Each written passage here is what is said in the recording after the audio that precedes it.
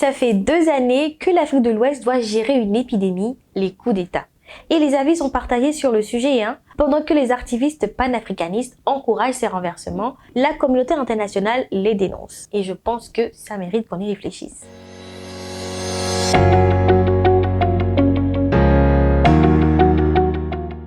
Les coups d'État en Afrique de l'Ouest sont devenus un effet de mode parce que le terrain est fertile pour ça. Le premier problème, c'est la question sécuritaire. Ces États qui se sont rapprochés de la France n'arrivent plus à garantir la sécurité de leur population. Donc aujourd'hui, les Africains sont exaspérés et les militaires profitent de cette situation pour revenir au pouvoir et se légitimer. Et les peuples applaudissent parce que les anciens régimes, les régimes civils, ont montré leurs limites et n'ont pas été à la hauteur de la mission.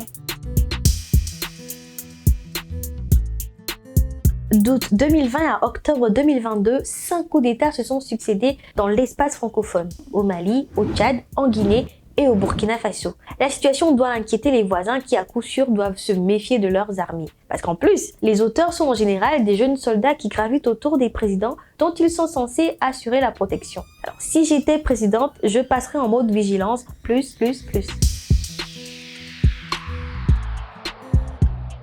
Alors, tous ces putschs se ressemblent avec un même acteur au milieu, la France. Avec son dernier coup d'État, le Burkina Faso veut aussi sortir de la sphère d'influence néocoloniale française. Et si le nouveau pouvoir adopte la même attitude envers la France que celle au Mali, cela signifierait que sous Emmanuel Macron, la France aura perdu 3 pays dépendants et que l'empire néocolonial français en Afrique est en train de se réduire. Réduit au profit de qui ? Peut-être de la Russie, parce qu'il faut le dire, la plupart de ces États africains qui ont enregistré des coups d'État tendent à se rapprocher de la Russie parce qu'elle semble être plus efficace dans la lutte contre l'insécurité.